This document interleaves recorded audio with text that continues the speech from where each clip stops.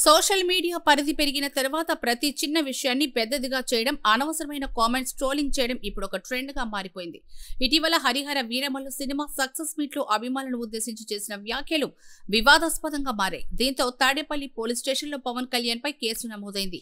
Harihara Veeramallu success meet లో పవన్ కళ్యాణ్ ఏం మాట్లాడారు, ఎందుకు వివాదాస్పదమైంది, ఆయన చేసిన వ్యాఖ్యలపై కేసు పెట్టాల్సినంత అవసరం ఎవరికి వచ్చింది అనే విషయాలు తెలుసుకుందాం. హరిహర వీరమల్లు సక్సెస్ మీట్ లో అభిమానులను ఉద్దేశించి పవన్ మాట్లాడుతూ, సోషల్ మీడియాలో వస్తున్న ప్రతి కామెంట్ గురించి ఫీల్ అవ్వాల్సిన అవసరం లేదు, దమ్ముంటే తిరిగి కొట్టాలి అంటూ ఫ్యాన్స్ కి పిలుపునిచ్చారు. మీరు అంత సున్నితంగా అయిపోతారని అందరు కూర్చొని ఇట్లా పళ్ళు దొరికేసుకుని వీళ్ళు మాట్లాడేస్తున్నారండి. ఈజీగా ఉండండి, తేలిగ్గా ఉండండి. దెబ్బతే నేను కదా దెబ్బలు తింటుంది ఇక్కడ. మీరు ఈజీగా మీరు ఎంజాయ్ చేయండి జీవితాన్ని. అంతేగాని కూర్చోబెట్టి ప్రతి సోషల్ మీడియా కామెంట్కి దీనికి నలిగిపోకండి అట్లా. అంతేకాదు, అలాంటి కామెంట్స్ కి దిమ్మ తిరిగే రిప్లై ఇవ్వాలని, నెగటివ్ కనిపిస్తే వదిలిపెట్టద్దని అభిమానులకు విజ్ఞప్తి చేశారు. మీకు దమ్ముండి తిరిగి కొట్టండి, ఎట్లా దాడి చేయాలి అలా చేయండి.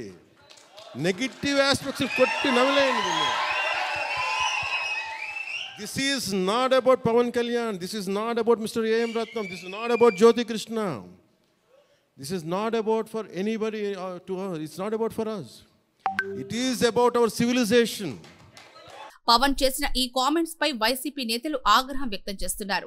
దాడులు చేయాలంటూ అభిమానుల్ని పవన్ కళ్యాణ్ రెచ్చగొడుతున్నారంటూ పోలీసులకు ఫిర్యాదు చేశారు. రాష్ట్రంలో శాంతి భద్రతలు కాపాడాలంటే ఇలాంటి వ్యాఖ్యలు చేసిన పవన్ కళ్యాణ్ పై చర్యలు తీసుకోవాలని వారు డిమాండ్ చేస్తున్నారు. వైసీపీ నేతల చర్యలపై పవన్ కళ్యాణ్ అభిమానులు, జన సైనికులు, తెలుగుదేశం కార్యకర్తలు తీవ్రంగా స్పందిస్తున్నారు. తమ నాయకుడు దాడులు చేయమని చెప్పలేదని, వచ్చిన కామెంట్స్ కి దీటుగా సమాధానం చెప్పాలని మాత్రమే సూచించారని స్పష్టం చేశారు. ఈ మాత్రం వ్యాఖ్యలకే పవన్ కళ్యాణ్ పై కఠిన చర్యలు తీసుకోవాలని డిమాండ్ చేస్తున్న వైసీపీ నేతలకు సోషల్ మీడియా ద్వారా సమాధానం ఇచ్చారు జన సైనికులు. గతంలో వైసీపీ వారు తమ నాయకులపై తీవ్రమైన ఆరోపణలు చేశారు. వారి కార్యకర్తలను తమపై ఉసిగొల్పారు. భౌతికంగా దాడులు చేసేందుకు సిద్ధపడ్డారు.